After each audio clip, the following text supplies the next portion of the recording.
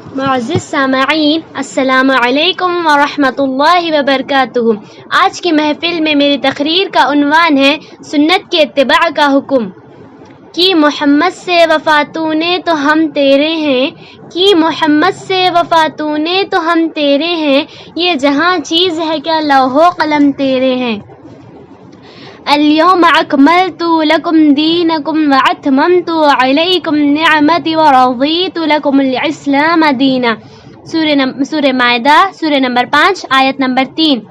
اے مسلمانوں، آج کے دن میں نے تمہارے لیے تمہارے دین کو مکمل کر دیا ہے اور تم پر اپنی نعمت کو پورا کر دیا اور تمہارے لیے اسلام کو بطور دین پسند کر لیا ہے۔ یہ آیت 9 ذی الحجہ 10 ہجری میں میدان عرفات میں نازل ہوئی۔ اس کے نازل ہونے کے 3 ماہ بعد رسول اللہ صلی اللہ علیہ وسلم یہ کامل اور اکمل دین امت کو سونپ کر رفیق اعلیٰ سے جا ملے اور امت کو وصیت فرما گئے۔ ترکت فیکم امرین لا تضلوا ما تمسکتم بہما کتاب اللہ و سنت نبی۔ میں تمہارے اندر ایسی 2 چیزیں چھوڑے جا رہا ہوں کہ جب تک تم انہیں مضبوطی سے پکڑے رہو گے ہر گزر گمراہ نہیں ہوگے، یعنی اللہ کی کتاب اور اس کے نبی صلی اللہ علیہ وسلم کی سنت۔ معلوم ہوا کہ اسلام کتاب و سنت میں محدود ہے، اور یہ بھی ثابت ہوا کہ مسئلے و فتویٰ صرف وہی صحیح اور قابل عمل ہے جو قرآن و حدیث کے ساتھ مدلل ہو۔ رسول اللہ صلی اللہ علیہ وسلم فرماتے ہیں، میری تمام امت جنت میں داخل ہوگی سوائے اس کے جس نے انکار کیا۔ کسی نے پوچھا، اے اللہ کے رسول، انکار کرنے والے کون ہیں؟ آپ نے فرمایا، جس نے میری اطاعت کی وہ جنت میں داخل ہوا، اور جس نے میری نافرمانی کی تو اس نے انکار کیا۔ جس طرح اللہ تعالیٰ نے اپنی اطاعت کو فرض کیا ہے، اسی طرح اپنے رسول صلی اللہ علیہ وسلم کی اطاعت کو بھی لازم قرار دیا ہے۔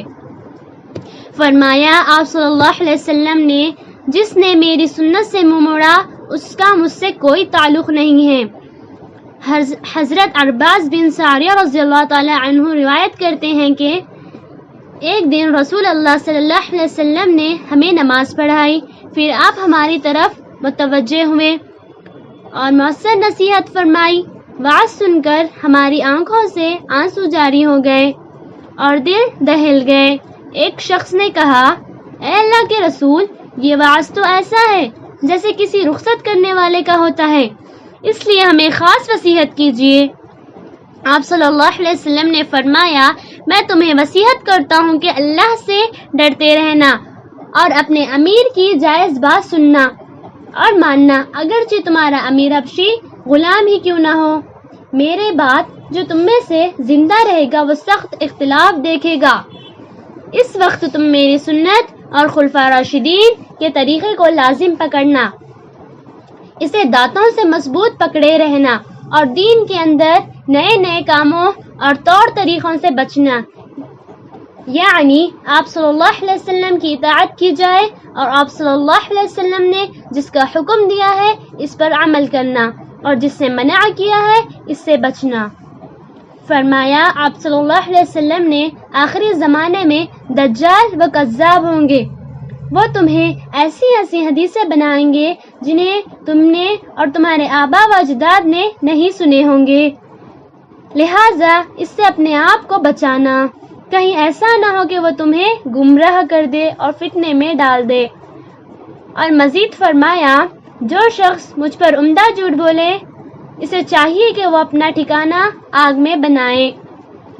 امام درختانی رحمۃ اللہ فرماتے ہیں، رسول اللہ صلی اللہ علیہ وسلم نے اپنی طرف سے بات پہنچا دینے کا حکم دینے کے بعد اپنی ذات پاک پر جھوٹ بولنے والوں کو آگ کی وعید سنائی، لہذا اس میں سے اس بات کی دلیل ہے آپ نے اپنی طرف سے ضعیف کے بجائے صحیح اور باطل کے بجائے حق کے پہنچا دینے کا حکم دیا ہے، نہ کہ ہر اس چیز کے پہنچا دینے کا جس کی نسبت آپ کی طرف کر دی گئی، اس لیے کہ فرمایا آپ صلی اللہ علیہ وسلم، یاد رکھو مجھے قرآن اور اس کے ساتھ اس جیسی ایک اور چیز حدیث دی گئی ہے، اے ایمان والو اپنے رب سے ڈرو اور ایسی بات کہو جو محکم یعنی سیدھی اور سچی ہو۔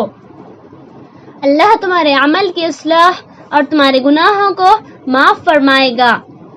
اور جس شخص نے اللہ اور اس کے رسول کی اطاعت کی تو اس نے بڑی کامیابی حاصل کی۔ اور فرمایا تم میں سے کوئی شخص اس وقت تک کامل مومن نہیں ہو سکتا جب تک کہ اس کی خواہش میرے لیے ہو، دین کا تابع نہ ہو جائے۔ لیکن افسوس کہ رحمان الرحیم رب نے ہم مسلمانوں کو کتاب اللہ اور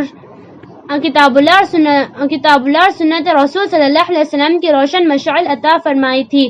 ایک عرصے دراز سے امت محمدیہ کا بڑا طبقہ اس سے آنکھیں پھیر کر اور اندھیرے کو نور سمجھ کر زندگی گزار رہا ہے۔ آخر میں اللہ سے دعا ہے کہ وہ ہم تمام کو کتاب اللہ اور سنت رسول صلی اللہ علیہ وسلم پر مکمل طور پر عمل پیرا ہونے والا بنائے۔ آمین ثم آمین۔ وآخر الدعوانا عن الحمد للہ رب العالمین۔ السلام علیکم ورحمۃ اللہ وبرکاتہ۔